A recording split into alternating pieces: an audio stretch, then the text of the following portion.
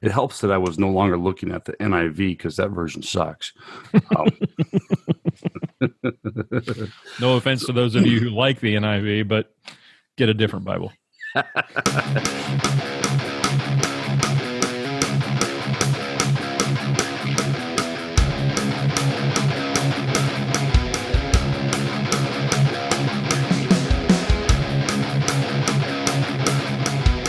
Bringing you law, gospel, and guns. Welcome to Armed Lutheran Radio.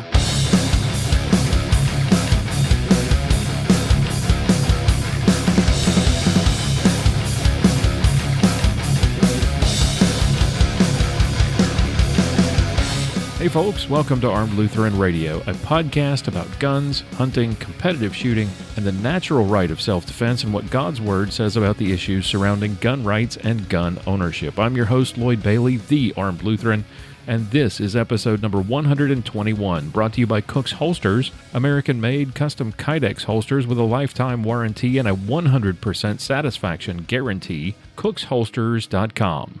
Once again, welcome to the show. Hope you had a great week. Thank you for making Armed Lutheran Radio a part of your day. We're running a little late this week. I apologize for that. May has been a bit of a kind of a busy month for us. We've had a busy weekend here at the Armed Lutheran compound. Family visiting from North Carolina to join us to celebrate my son's high school graduation. Congratulations, son. I'm proud of you. I know you probably won't hear this. Nobody in the Armed Lutheran family listens to the show, but hey, son, your dad's really proud of you, and congratulations to you and the Salina High School class of 2018. Anyway, high school, as you all remember, is an important time in the lives of our young people. I mean, just this week, a group of high schoolers from Parkland, Florida, threw a tantrum in the floor of an area public store to protest the grocery chain's support for a pro-gun candidate for office, and they actually accomplished something. I'm really impressed because in response, Publix canceled all political donations, all of them. Not just to politicians on one side of the aisle or another, not just those supporting one issue or another, all of them. I mean, think about that. These high schoolers successfully forced a major corporation to cancel donations to United Way and the Susan G. Komen Foundation, both of which give grants to Planned Parenthood. And they canceled donations to the YWCA, which is a member of the Coalition to Stop Gun Violence and which supports gay marriage. You know, I used to do this kind of thing at the A&P, and I was growing up in Durham, North Carolina, and all I got was a butt whooping. But maybe if I had been 17 and not 7, it would have been different. Anyway, this is why 16 and 17-year-olds really shouldn't vote. They've got no real-world experience. They don't think through the consequences of their actions, and they're simply, in many cases, they're just not educated enough to be very bright. Personally, I think the voting age should be raised to 21, and you should have to provide a check stub to get a voter registration card, but that's just me. Anyway, many of the relationships that we form during high school, they'll last a lifetime, like the wonderful woman I've been blessed to call my wife for the last 25 years. But for some, those relationships are not really very healthy. Bad influences, toxic relationships, bullying, ostracization, loneliness, resentment, anger. But kids today, they're really no better and no worse than the kids that I grew up with. But kids today are growing up with 3 different things, 3 different phenomena that I never really experienced, and many of you who might be my age never experienced them either. Failed families, social media, and school shootings. In my youth, there was a stigma attached to divorce, to raising kids out of wedlock, to having kids who were screw-ups. We had something called shame back then, and society today has largely lost that. Today, the idea of doing the right thing, or common decency and morality, has been replaced by things like, you do you, I was born this way, if it feels good, do it, and other sort of self-centered and ultimately destructive ideas. Today, roughly half of all marriages end in divorce, as parents put their own desires ahead of their kids. The right to sex without consequence and a rejection of God's design for men and women has led to hundreds of thousands of abortions every year and a decline in the value of both life and marriage. 40% of our children are now born out of wedlock. For black children, that's 70%. The lack of strong father figures in the home leaves young boys confused and looking for a substitute. And often that substitute is gangs or toxic friends. With little parental oversight, kids like the Columbine killers planned and prepared their attacks on their schoolmates in their own homes, under the noses of their clueless parents. When I was in school and you wanted to talk to somebody, you asked your parents for permission to make a phone call. You picked up the phone. You hoped that there was nobody on the party line. You dialed the number. I know I'm dating myself here. I mean, how many of our kids will have any clue for one thing, what a rotary phone is, but a party line? I mean, come on. You dial the number. You hope somebody was home. You hope that their parent would allow them to talk. There weren't any cell phones. There were no tablets or laptop computers. If you wanted to impress your girlfriend, you had to climb to the top of a water tower or an overpass and spray paint your love for them for all the world to see. Today's kids have social media. They've got Snapchat and Facebook and Instagram. Actually, they don't do Facebook as much anymore because those old fogies are using Facebook now, but Snapchat, Instagram, stuff like that. Instant messaging, direct contact with their peers, sharing videos and text and pictures with little or no oversight from their parents. Teenagers who haven't yet figured out how to control their hormones are growing up in a society awash in sexualized media and a culture that worships self and idolizes celebrity. And they've got direct access to other teens with little or no parental input. And for those who fail to make those connections, the media provides a ready source of attention. Just go shoot up a school, and your name and face will be known around the world forever. As I pointed out last week, Columbine set the stage for the attacks that we see today. In the years before the Gun-Free School Zones Act of 1990, there were guns on school campuses around the country. Rifle clubs, hunter education. I remember when I was in school, it wasn't uncommon for kids to come to school in their pickup trucks with gun racks in the back window. The Gun-Free School Zones Act has basically been a failure. If the goal was to keep guns off campus, it's really not doing a very good job of it. Today, it really just prevents good people from responding to spree killers, and it's used to prosecute good students who make mistakes by leaving their hunting rifles or their shotguns in their cars after a weekend hunting trip. In reality, it's really just created the modern school shooter. And while there have been school shootings, or shootings at schools, I should say, going back to the early 19th century, the mass casualty school shooting by a student or former student is a relatively new phenomenon that started in the late 1990s after the passage of the Gun-Free School Zones Act. Let that sink in. The modern phenomenon of the mass casualty school shooting by a student or former student is new. I think I did some research, all but about 2 of the mass casualty school shootings in American history have taken place since the passage of the act. It's just another example of how government basically screws up everything. It's done nothing but create a target-rich environment for deranged killers. We live in a permissive society now, which exalts self and celebrity to the pinnacles of human achievement, where social mores no longer exist and life has very little value, except for the pleasure you can derive from it. Marriage and family is whatever you decide it is, and taking a life is commendable if that killing allows you to avoid consequences or inconvenience, and it may be necessary if it makes a political statement or draws attention to the life of the killer. And for 28 years, federal law has made our schools easy targets for people hoping to settle a score or to make a political point or to make a name for themselves. Maybe if some of those teens who were flopping around on the floor in the grocery stores last week, if they'd pay attention to the world their parents and politicians have created for them, maybe they'd be demanding an end to gun-free school zones and more resources for the mentally ill and more concrete steps to protect schools, rather than demanding that the government that makes them vulnerable in the first place go out and disarm law-abiding people who really only want those kids to be safe. We'll be back with more after this brief timeout. We've got tips from Mia and from Aaron and from Sergeant Bill, plus clinging to God and guns coming your way. You're listening to Armed Lutheran Radio on the Self-Defense Radio Network. This is Cheryl Todd of Gun Freedom Radio. And I'm the other guy, Dan Todd, reminding you that we and the show you are listening to are proud members of the Self-Defense Radio Network. Find out more and check out all of the other great shows and content at selfdefenseradio.net.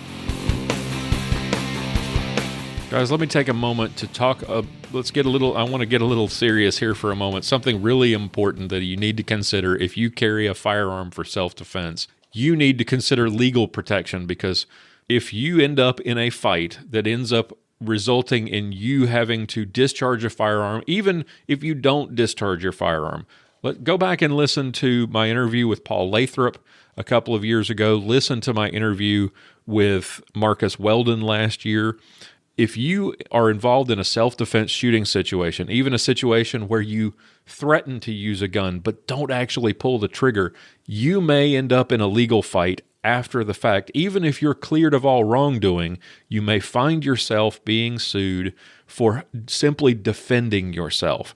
You need to take precautions and to protect yourself and your family. And the way I do it, what I trust, is the Armed Citizens Legal Defense Network.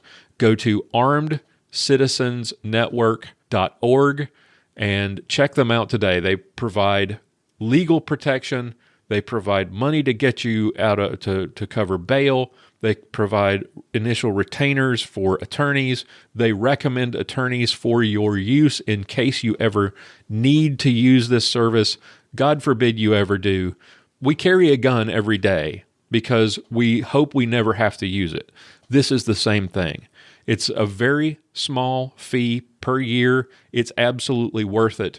Check them out, armedcitizensnetwork.org. It's the Armed Citizens Legal Defense Network. Use the promo code ARMEDLutheran25 and you'll save $25 off your first year's dues. Check them out today. Don't delay. If you're carrying a gun for personal protection, you cannot afford to not have some sort of legal protection as well. Armed Citizens Legal Defense Network, armedcitizensnetwork.org.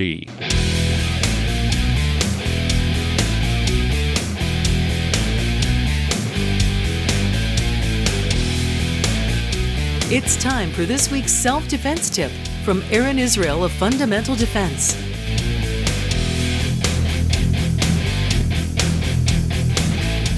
Hey folks, this is Aaron Israel with Fundamental Defense here with your personal defense tip of the week. This week I want to take a look at a story that came out in the past couple of days that shows an example of some people doing exactly what we train people to do in response to an active shooter or any worst case scenario that happens in the public space or inside the home. And remember, those principles revolve around evade, barricade, respond. Now, usually we take looks at these types of stories and we find things that people messed up on, and nobody does it perfect, but this is a good example where people did a lot of good things, so I wanted to point it out instead of always just focusing on the negative.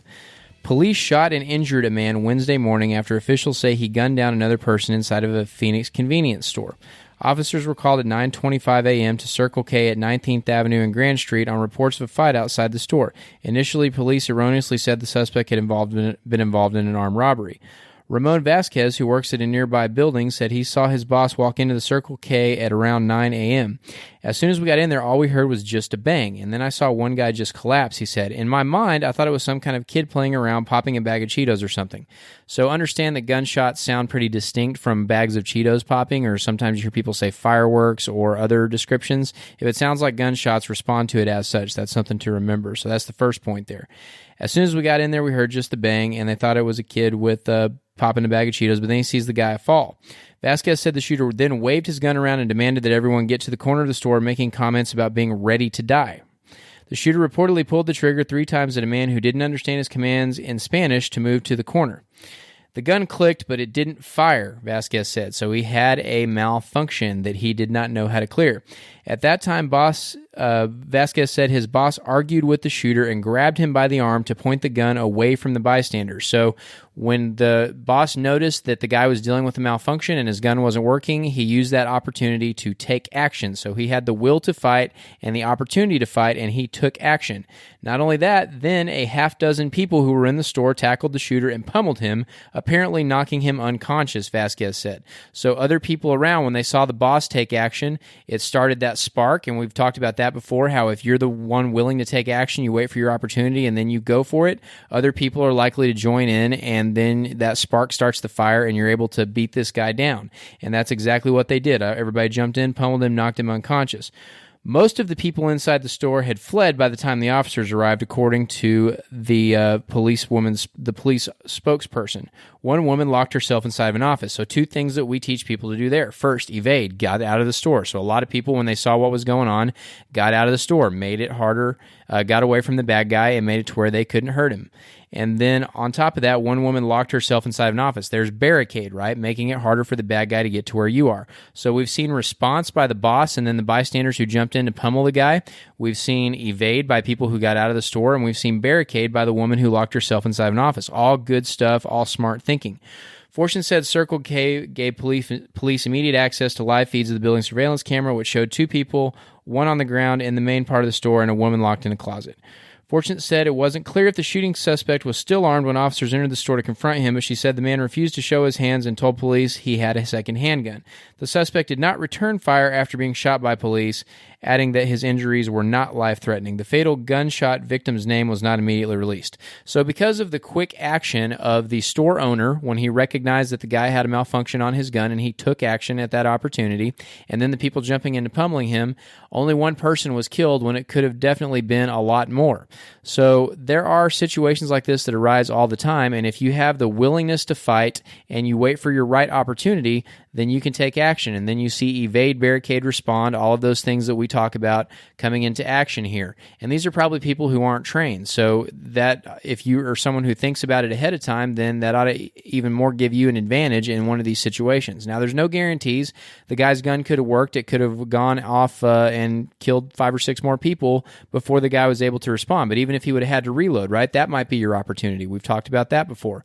So evade, barricade, respond works, and having the willingness to fight and taking that opportunity and waiting for the right opportunity and taking action is something that can reduce the bad outcomes of these situations and can help save lives. So think about evade, barricade, respond, and have that willingness to fight and wait for your opportunity, and you can be just like this guy who and the people who joined in and stopped this active shooter, this potential active shooter, right?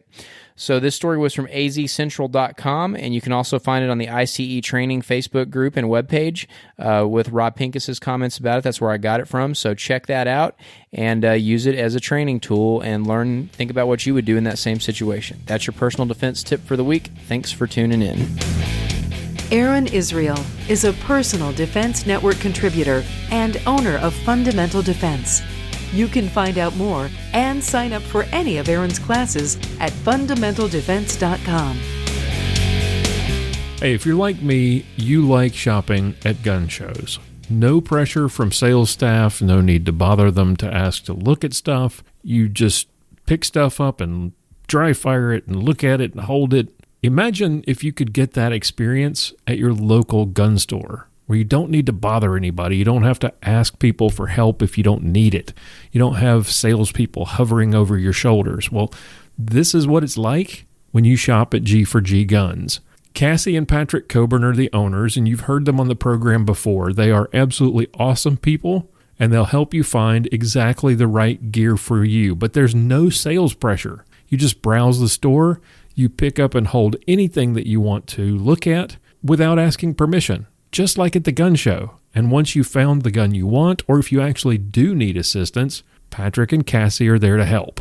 It's the best of both worlds, gun shop and gun show, in one place. It really is the best. G4G Guns. They're located at 2035 Central Circle, Suite 108 in McKinney, Texas. They're open Mondays from 1 to 6, Tuesday through Thursday 11 to 7, and on the weekends you'll find them at a gun show near you. Or check them out online at G4G Guns. That's G, the number 4, G, guns.com. G4G Guns, the gallery for great guns. G4GGuns.com.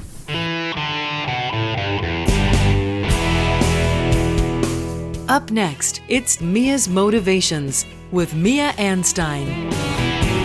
Hello again, everybody. It's great to be here one more time. I am a fan of guns, and not just one particular gun. I call myself a gun collector, not a gun hoarder, and sometimes people laugh at that, but I do always say I have more guns than shoes. And the Armed Lutheran guys will probably chuckle at that, because at the time of this recording that I'm about to share with you, I was wearing some stiletto pumps, which I know Aaron Israel has given us some tips about not wearing those, but yes, I did have them on. And I really liked seeing these retro guns at the Brownell's booth at NRA. So take a listen. These are really cool guns. Hey guys, we are here at the NRA annual meetings in Dallas, and I'm at the Brownell's booth, and we are looking at some retro guns, and I've got Roy Hill here who is going to tell us all about them. All right. Well, thank you so much for coming to check out our guns. I know this is a podcast, so I'm going to try to describe what's on the wall here. We've got 2 columns of guns hanging on the wall. The top 2 guns on the right and the left side are copies of the original AR-10. These are what we are calling our BRN-10. All of our retro guns have BRN in the designation to indicate it's a Brownell's gun. Because one thing we don't want to have happen is somebody trying to pass off one of our guns as an original. Yeah. So they're clearly marked as Brownell's, but we do try to make them as cosmetically close to the originals as possible. I've got my hand on this one. It's got black furniture. It's 308. It's a fairly close copy of, let's say, a late Cuban or maybe Sudanese issue AR-10, except ours is the BRN-10, and it does have the trigger-style charging handle in the top of the receiver. Now, these are not for sale just yet. We're thinking these will be available in June, because even though we unveiled them at SHOT Show, we got a lot of comments about the front sight tower, and we're trying to make the front sight tower thinner and taller, more vertical, to look more like the original AR-10 style. Now, of course, our 5.56 guns in the retro series are all available on the website. Now, they're in pretty high demand, so a batch will come in and they'll go out of stock almost immediately. Just keep checking the website. We get more in all the time. Probably one of our more interesting copies has green furniture on it, and it is a copy of the original Air Force 601. That's the first Eugene Stoner design accepted into U.S. military service. Some of the cool features on this particular gun, it's got the green furniture, it's got the triangle-shaped charging handle like the originals, it's got a chrome bolt and bolt carrier group, it's got the slick side upper and the slab side lower. There's no magazine fence on it. For the ultimate in retro experience, the front pivot pin will actually pull all the way out. A common design problem they found on the early 601s was troopers would tend to take these pins out and kind of sort of lose them. So that's why they made captive pins in the later ones. But to be true to the original, we have a completely removable front pin. The old original guns had a little roll pin in the back of the receiver to help hold in the buffer tube. We have that pin. It doesn't do anything. It's just a cosmetic touch, so it looks nice. Original. We've got the old original style stock. It's got a little hole for a roll pin where the rear sling swivel goes. All the green furnitured 601 guns ship with a steel waffle pattern magazine. Nice. And it's got the waffle grip surface on there.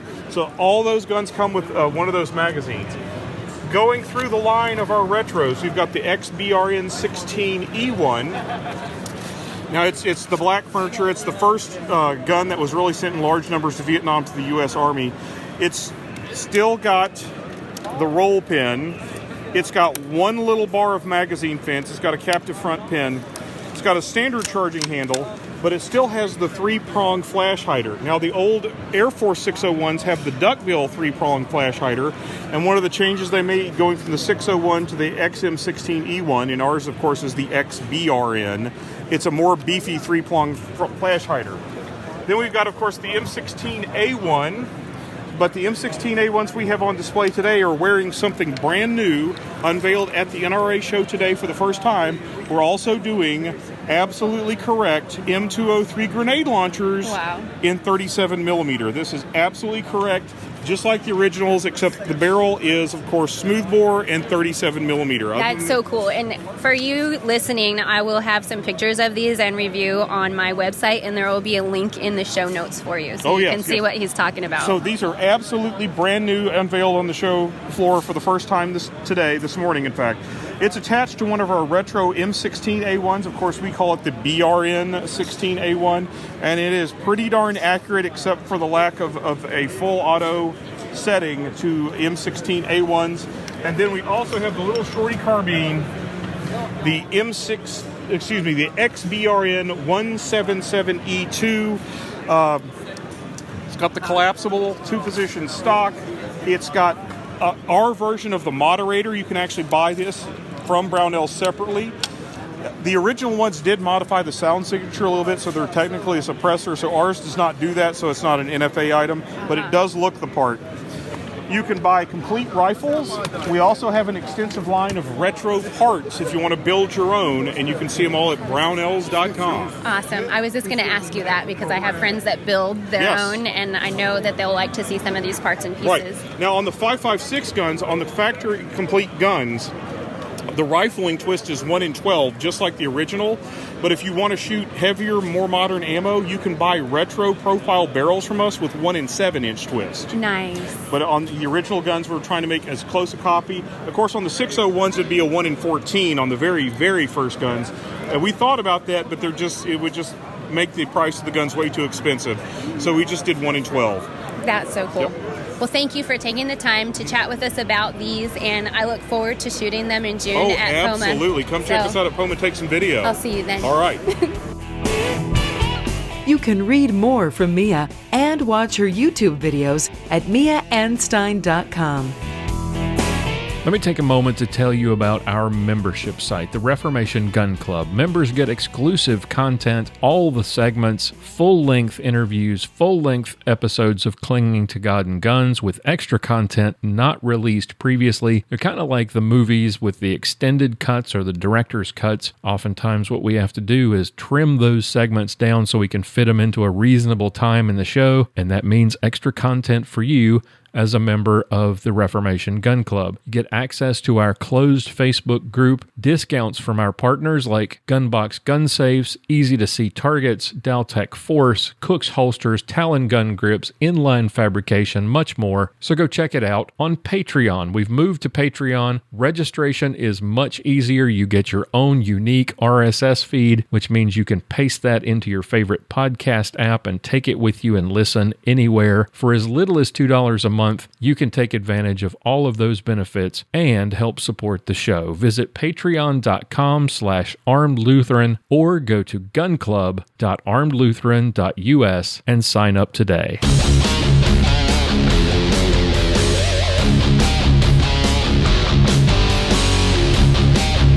Time now for another Ballistic Minute with Sergeant Bill Sylvia.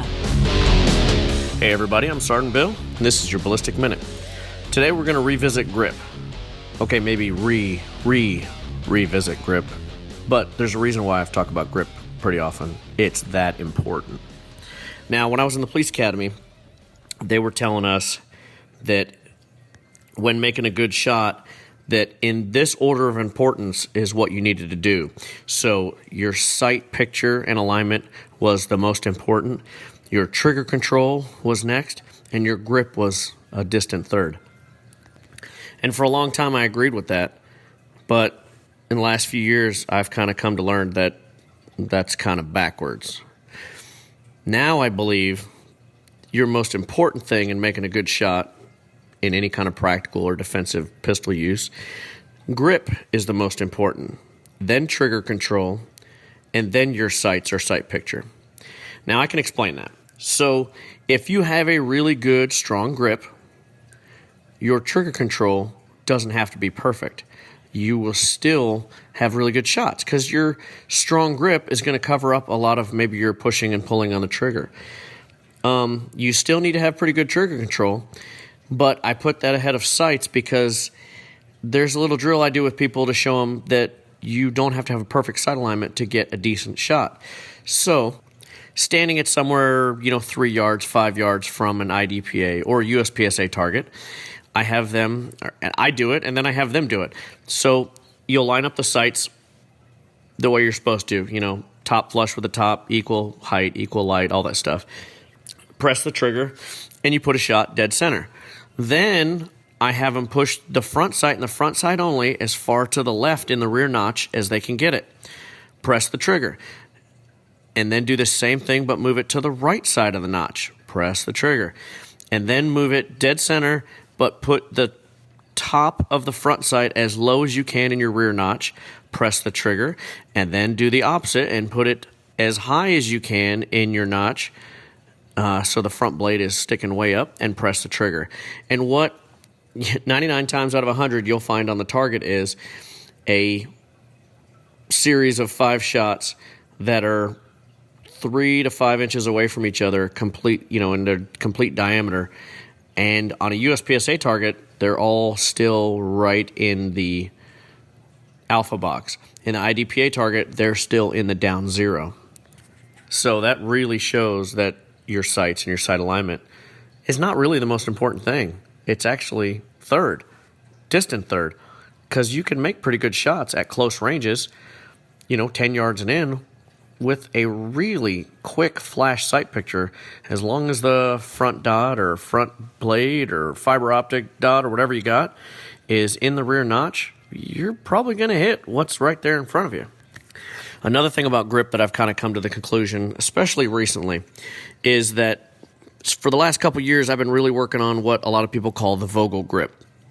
Now, the Vogel grip is based after Bob Vogel and the grip that he uses on his Glock. And basically the way he's shown it, and I've seen videos of it and stuff, is that he takes, a normal grip with his shooting hand. His weak hand, he cocks his hand down at his wrist at a 45-degree angle, or as far down as you can get it, and he tries to get the meat of his weak hand thumb and the rest of his hand as high up on the grip frame without interfering with the slide as he possibly can. And lots of shooters that I know really try to do this Vogel grip.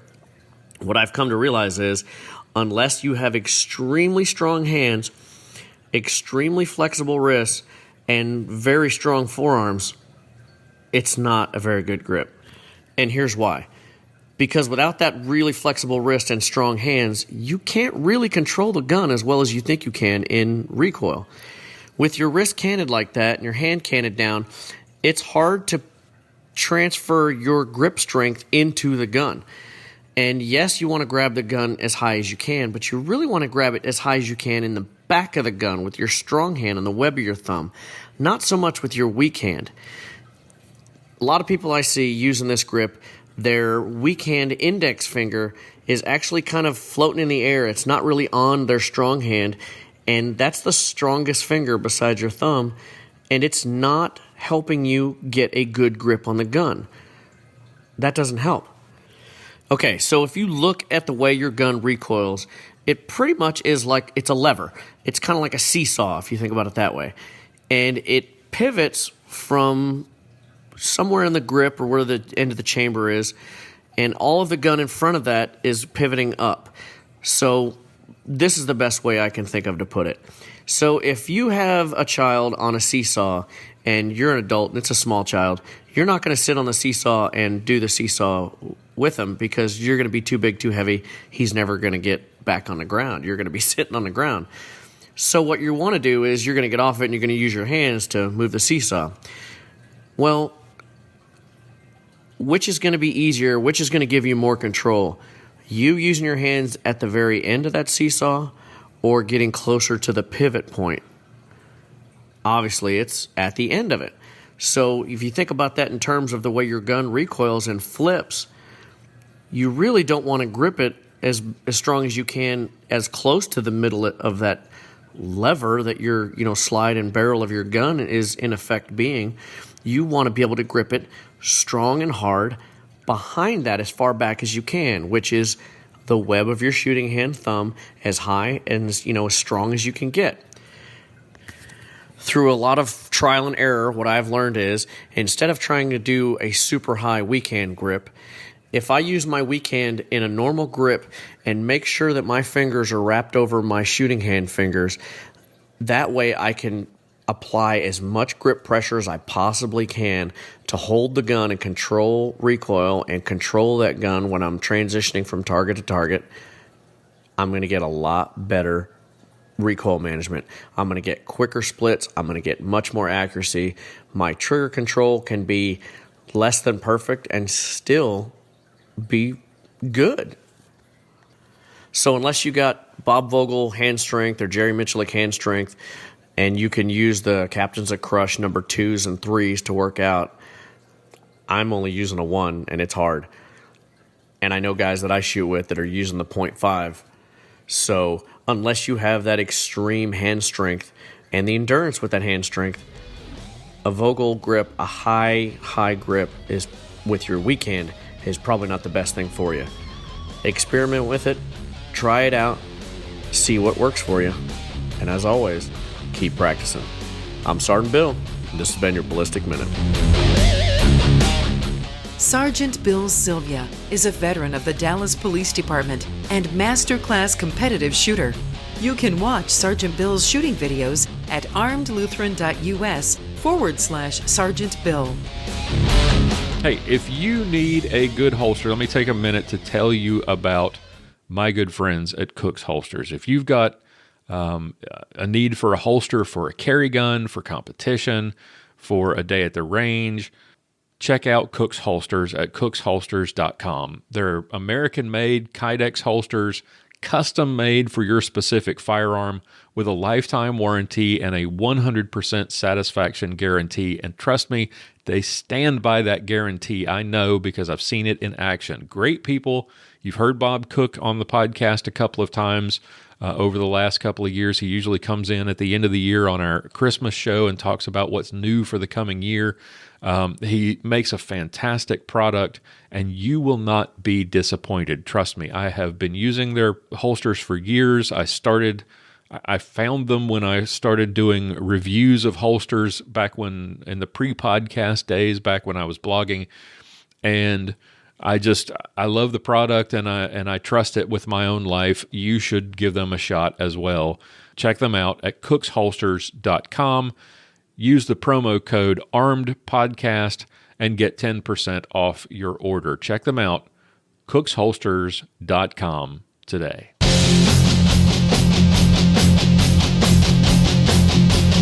Up next, we're clinging to God and Guns with Pastor John Bennett. Welcome back to Armed Lutheran Radio. Time now for Clinging to God and Guns with Pastor John Bennett. Pastor, welcome back. Thank you, Lloyd. Well, today we are looking at an article from Relevant Magazine. This was released most recently on May 18th in response to the Santa Fe, Texas school shooting. It's by Brandon W. Peach, who is a writer, marketer, and brand strategist who writes about religion, pop culture, and technology, which makes him perfectly suited to preach to us about faith in modern American Christianity, I guess.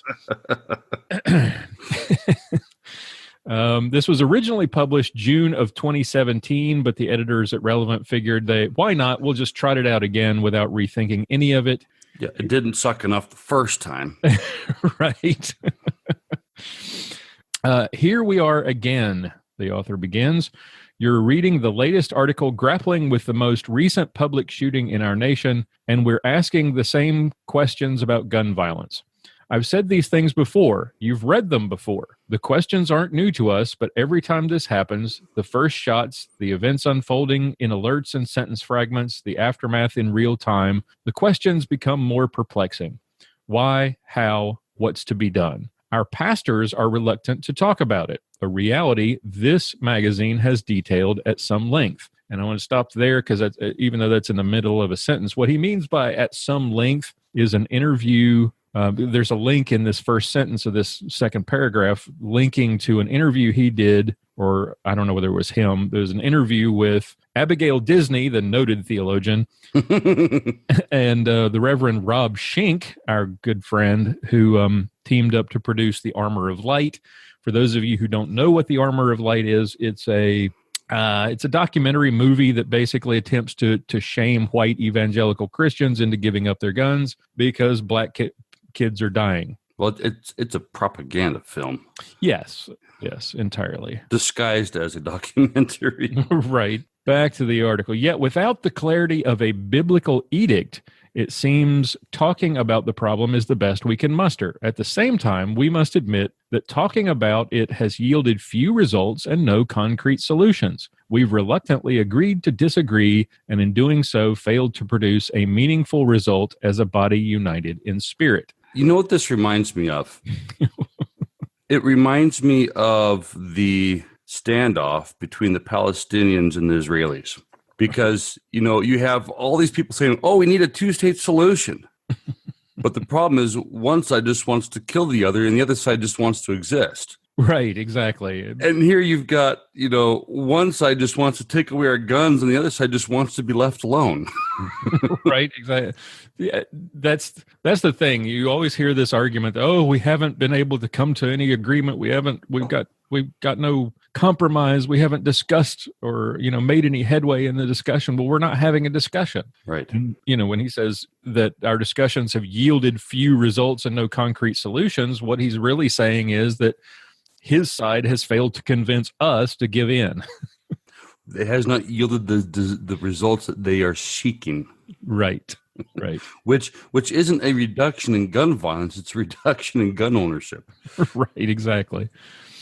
The time has come, Mr. Peach continues, and it's overdue when we must yield to the fact that talking about gun violence isn't actually helping to solve the problem.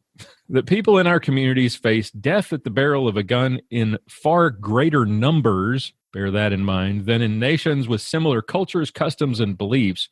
The conversation, quote unquote, has been had, and the situation remains as dire as ever. If the church is intent on having a positive change within its culture, then action must be the result. So much BS in that paragraph. There really is.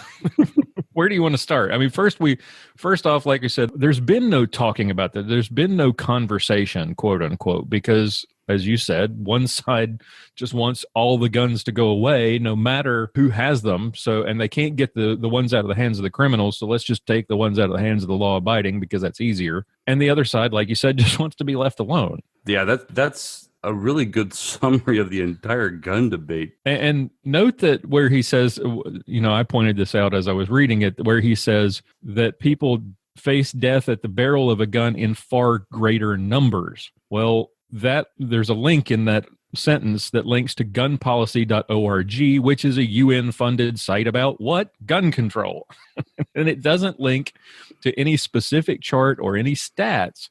So this is kind of misleading when he says that we have gun deaths in greater numbers. Well, hello, genius. We're a bigger country than we have more gun owners and we have more citizens than any other country. Right. This is, what he's quoting here. Did they look at gun deaths per capita? Did they look at the average firearm ownership in that nation? Did they look at overall homicide per capita? I mean, you've got London, which has almost no legally owned firearms, and here they have surpassed New York City in their homicide rate per capita. Yep. So, and if anyone wants to do the homework, and Wikipedia, surprise, actually is a really good source for this. Just do a search on gun deaths by country per capita. And the United States ranks right around the middle of all the nations of the world. Yep. What would a roadmap for the church's response to gun violence look like? Let's consider the steps the church must take, not merely at the congregational level, but at least to begin offering solutions to the problem of gun violence in our communities. In this interview, evangelical leader, and he links to an interview with Rob Schenck. Schenck, your tool. That's right. Evangelical leader and president of Faith and Action, Rob Schenck, explains his firearms instructor's view that unless one is prepared for a circumstance where they will be willing to shoot and kill, it's better he or she not carry a gun. Schenck recognizes that the primary purpose of a gun isn't for self-defense, that in fact carrying in self-defense means to accept the destructive nature of a firearm. We've gone over Schenck's arguments ad nauseum, and they are terrible arguments at best. Right. But this idea is that, every time you get behind the wheel of your car, are you then accepting the destructive nature of that vehicle? You better be. Because far more people die in auto accidents than in the intentional death, excluding suicide with a firearm. Yep. In fact, it's 3 times as many people die in auto accidents than intentional murder. Yeah, and we talked about in a previous episode, I think, this quote from Reverend Shank about how his instructor told him that he has to be willing to kill if he's going to carry a firearm. Now, this could be a misunderstanding, to put the best construction on it, I guess. It could be just a misunderstanding by Shank or a bit of hyperbolic derp by his firearms instructor. That's also possible. Or a bit of both. A bit of both, probably. The truth is somewhere in between, I would guess. But Shank could have consulted a different instructor rather than just quoting this one unnamed person and assuming that is the mindset that every gun owner has to have. Because I've never heard it put this way. Well, I mean, we all know that Shank went out and got a lifetime membership to the NRA so that he can go around saying, I'm a lifetime member, while, asking to see our gun rights taken away. Right. That's not the purpose that people carry. They carry so that they could stop a threat if a threat is ever presented. The end goal is never to take a human life. That's not our goal. Well, and it may have been said to him, and he may have just misunderstood that. And I've heard it put this way: that if you use a firearm in self-defense, it may result in the death of another person, and you've got to consider that possibility before you make the decision to carry a gun. And that would be the correct thing to say. Now, if they kind of hyped it up a bit and threw in, "You got to be willing to kill," the truth is, you've got to be willing to accept that your actions could result in somebody dying, maybe yourself. Right. So either this concept was poorly presented, or Shanky twisted it, or, like you said, some of both. So let's revisit what Shanky said about his instructor. He said, "In my own firearm training, my instructor actually told me it's better that you not carry if you are not ready to kill in a moment in time. So whenever a Christian takes on their body the capacity and the willingness in their heart to kill another human being, that to me is a serious moral and ethical crisis. It's also a serious theological problem because we have to ask, is it always the will of God that I survive a violent confrontation?" Is it the will of God that I survive a violent confrontation? Well, owning a gun doesn't answer that question. You could still die in a self-defense a violent confrontation, whether you have a gun or not. Yes. And that statement right there, it's very Calvinist in nature because and I don't want to offend any Calvinists that may be in the audience, but one of the big focal points of Calvinism is the sovereignty of God.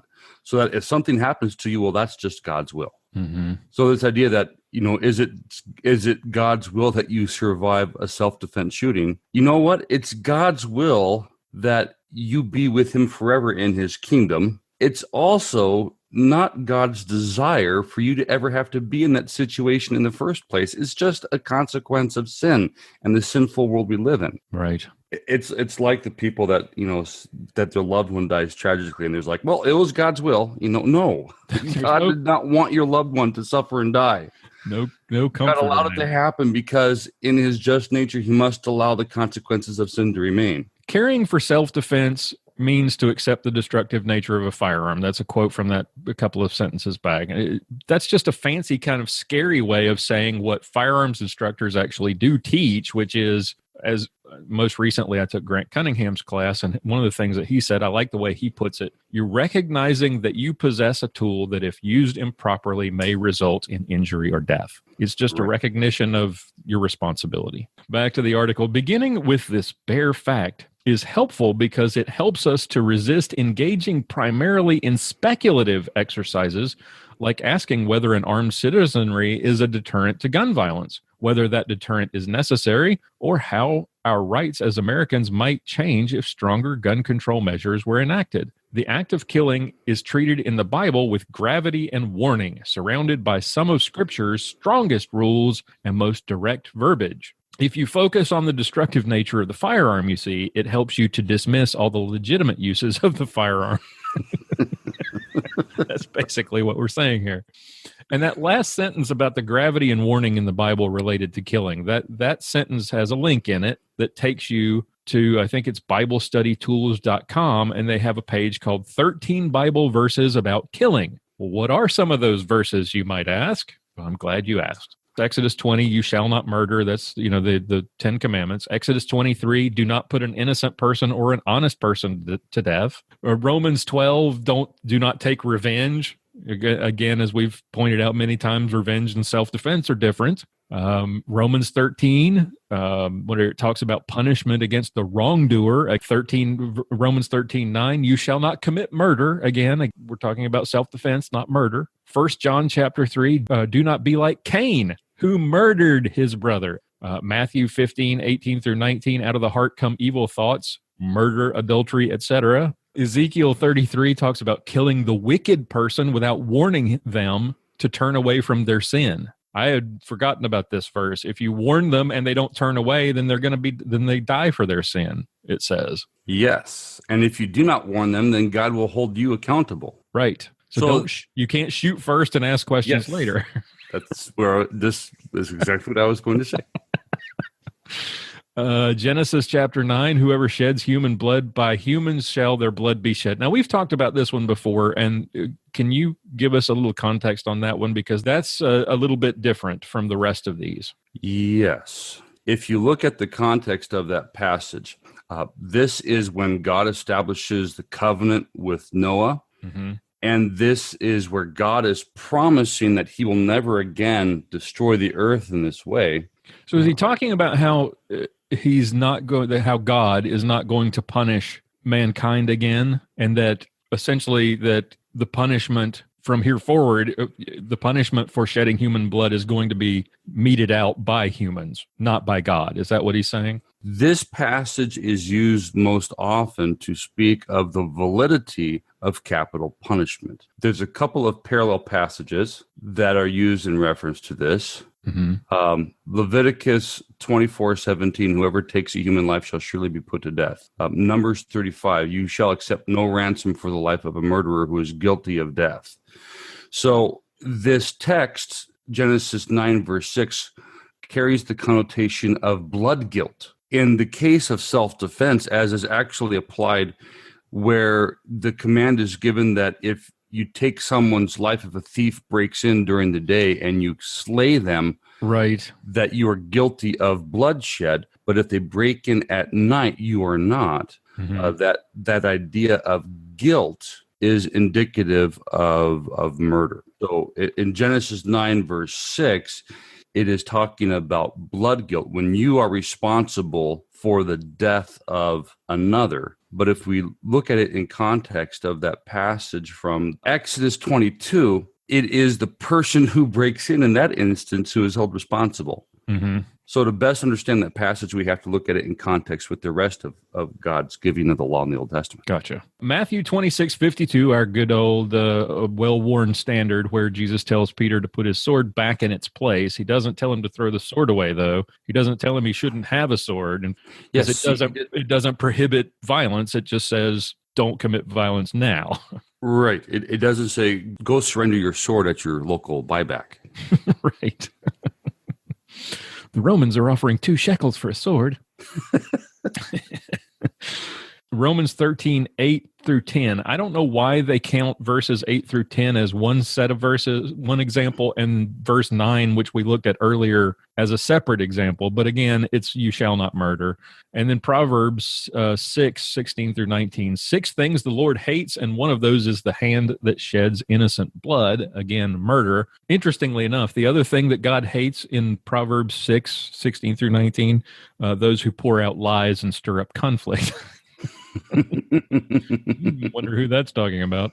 And finally, Matthew 5:21 through 26, where Jesus expands on the commandment not to murder and says, if you're violating the 5th commandment, if you're angry with your brother. So what do all these 13 examples have in common? They don't say anything about swords or self-defense. Surprise, surprise. In fact, ironically, everything here pretty much goes against his arguments of carrying a firearm for self-defense. Yeah, exactly. Right.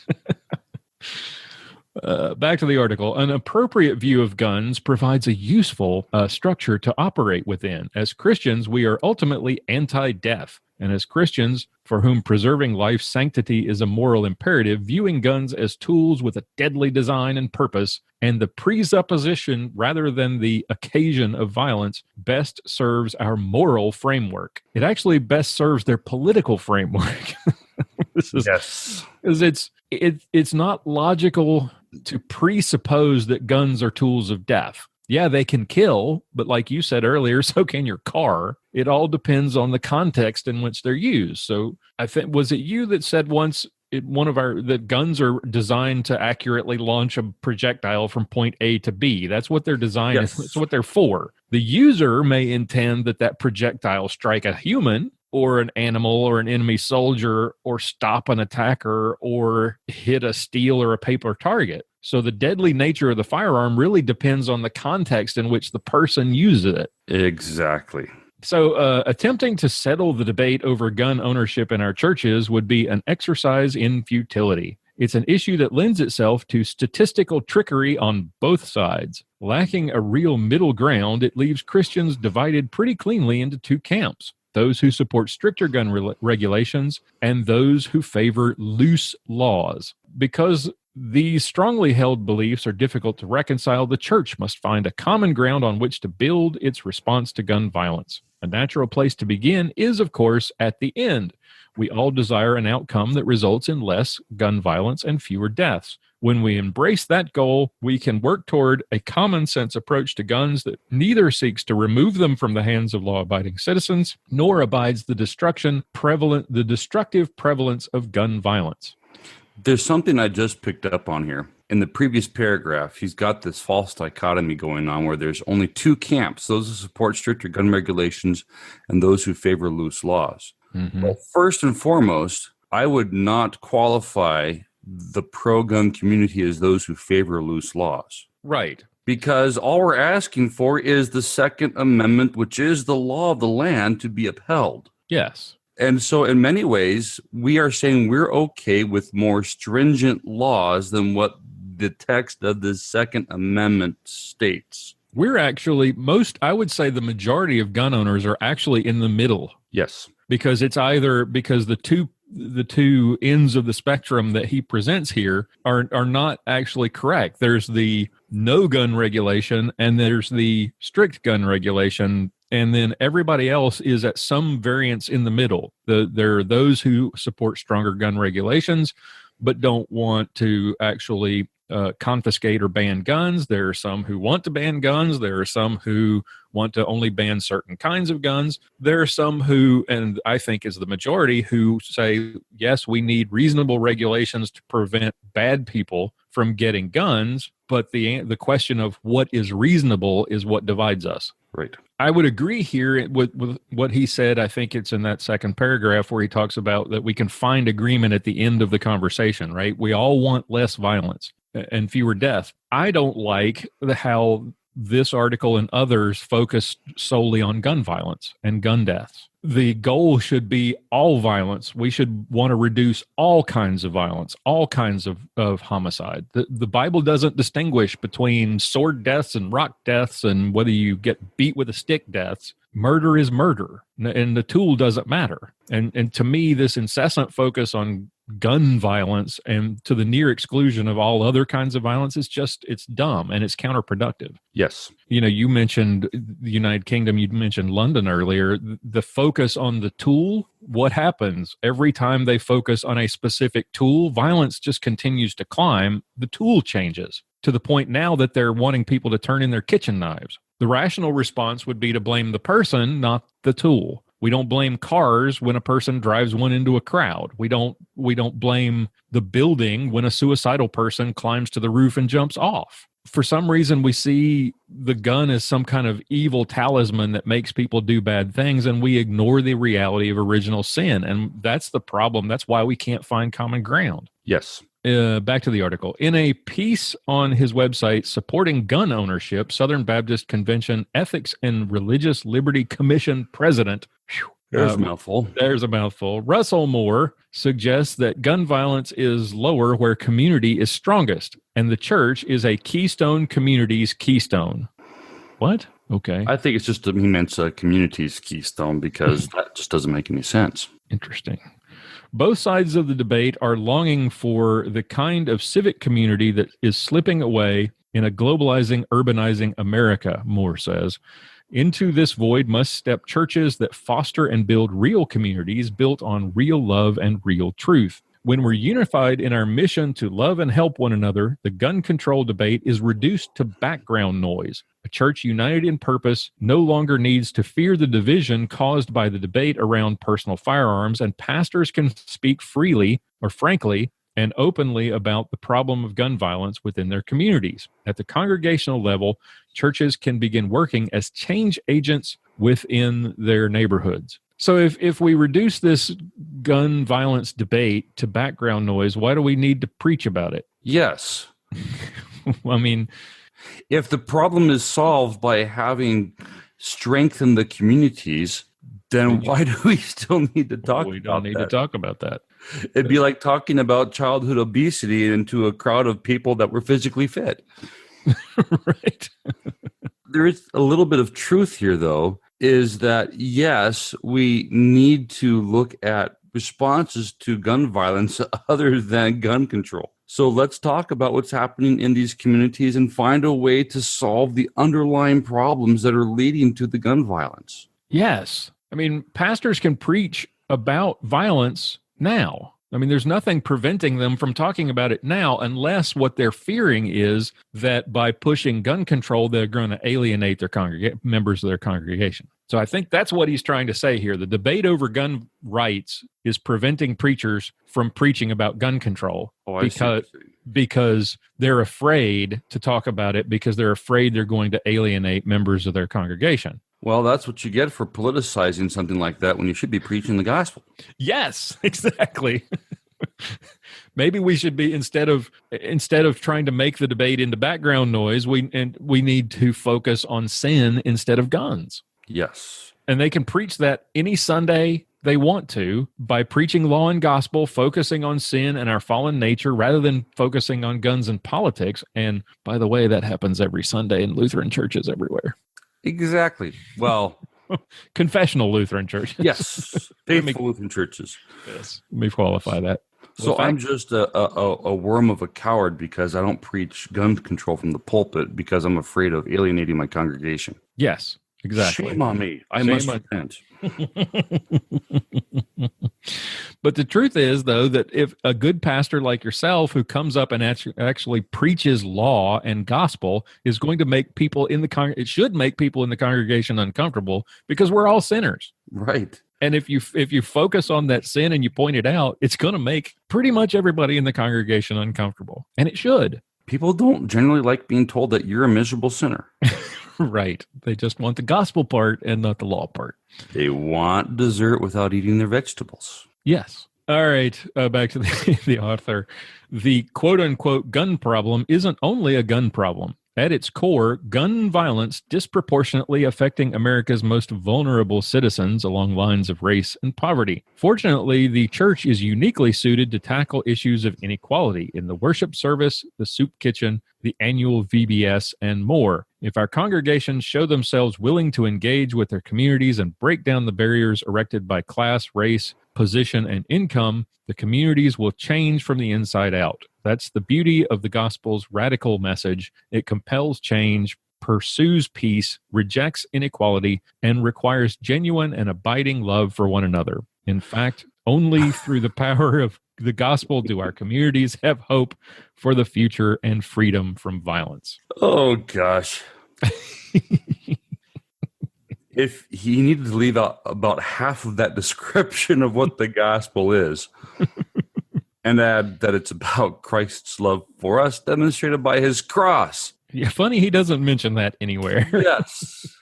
Yes, it is about abiding love for one another, and that's the only thing that he even mentions. And in truth, the abiding love for one another, that is our response to the gospel, which he fails to mention. Mm-hmm. But he makes it sound as if the purpose of the congregation is to be the SJW hub of the community, that we're supposed to be breaking down barriers erected by class, race, position, and income.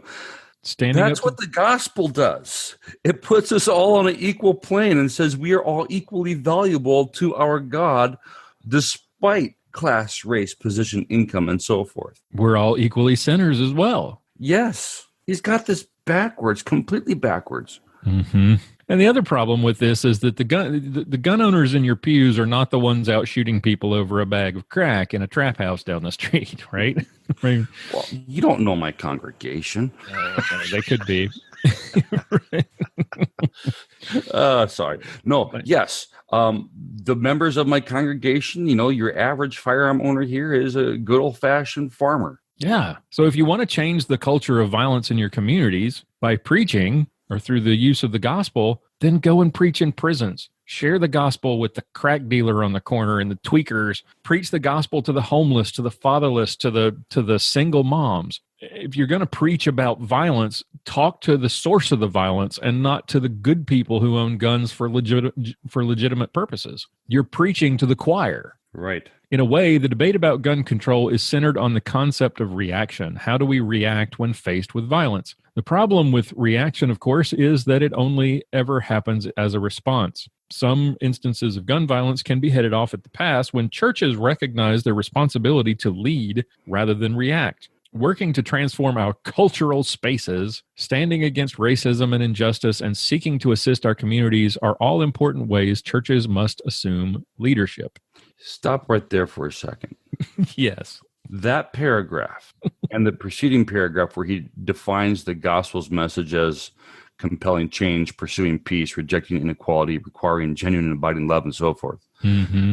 What all of this has done is push identity politics, which would, if we have learned anything, and the really pushing the identity politics hard at the cultural level and even at the church level. You look at the race hustlers like now Reverend Al Sharpton and so forth. Mm-hmm. All it's done is to create a deeper divide. So everything that he's talking about right now, what we have learned over the past 10 years is that this leads to even greater divides within our community. Yes. By highlighting what's bad, we only seek to encourage what's bad. That's been the end result. Mm-hmm. Even if it wasn't the intention by those who were well-intentioned, you do have those who have profited greatly over the creation of this racial divide that we have in our country now. Yeah.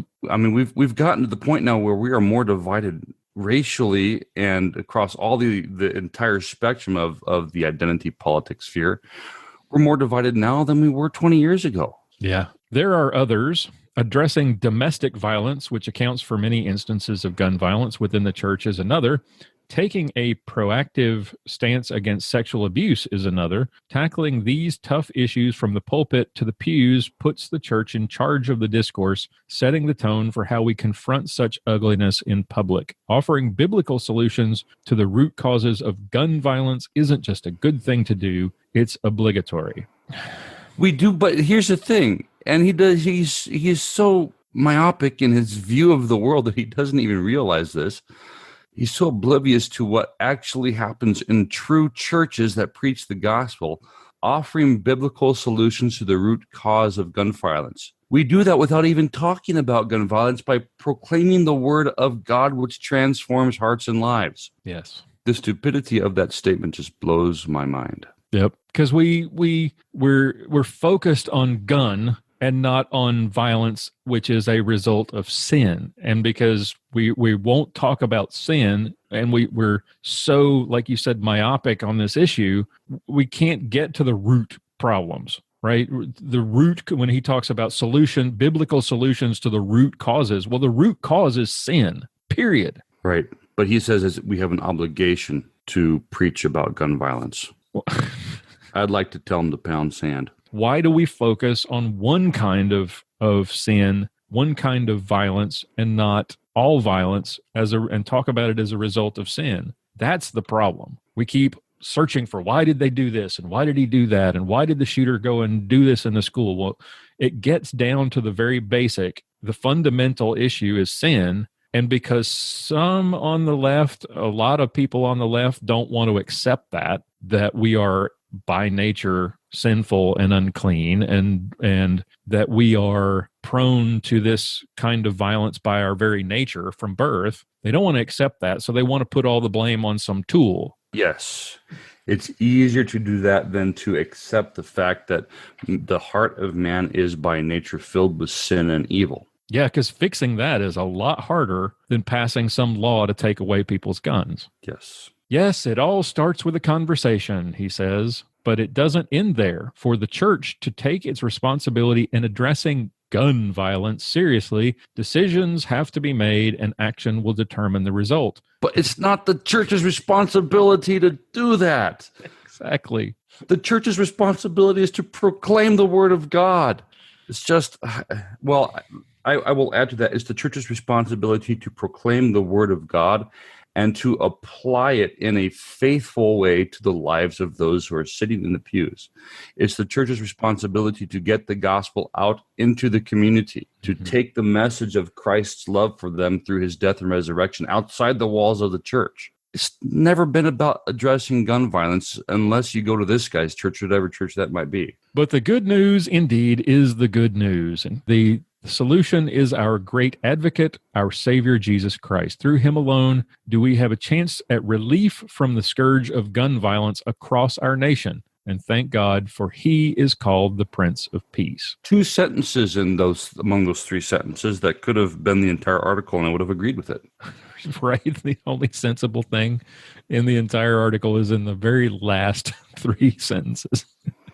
If you take the middle sentence out. Agreed. I mean, he talks about this conversation. He wants to dismiss the debate so that it becomes background noise and to accept the presumption that guns are solely for killing and not self-defense and other legitimate purposes.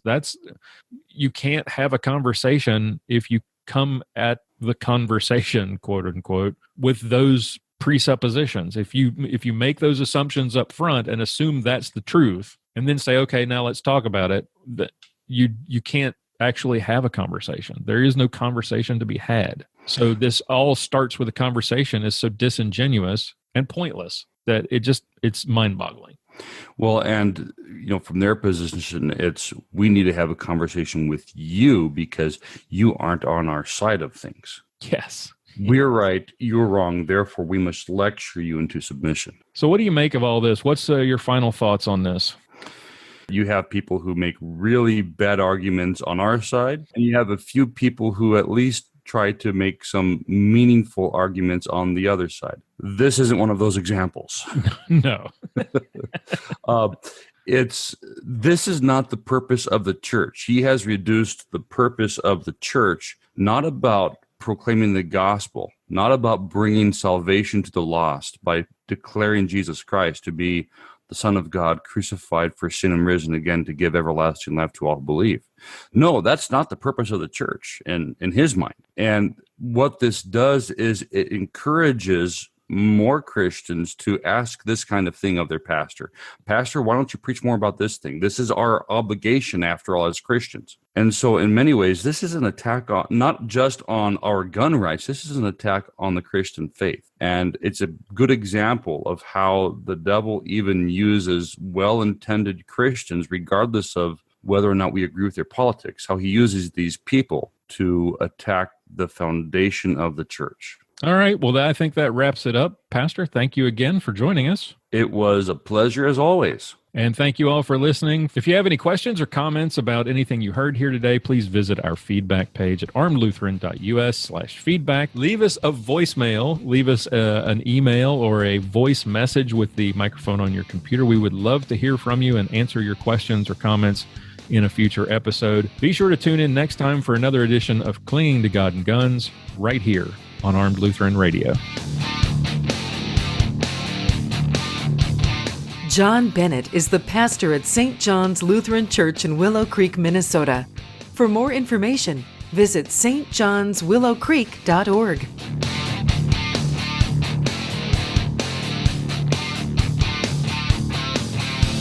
And that's going to wrap it up for this week's show. Thank you all for listening, for downloading, for subscribing. Thank you to our fine sponsors who make all this possible. Thank you to my awesome cast of contributors, And thank you, dear listener, for listening, for downloading, for subscribing. I hope you'll join us again next week. Until then, keep shooting, keep praying. We'll talk to you next time.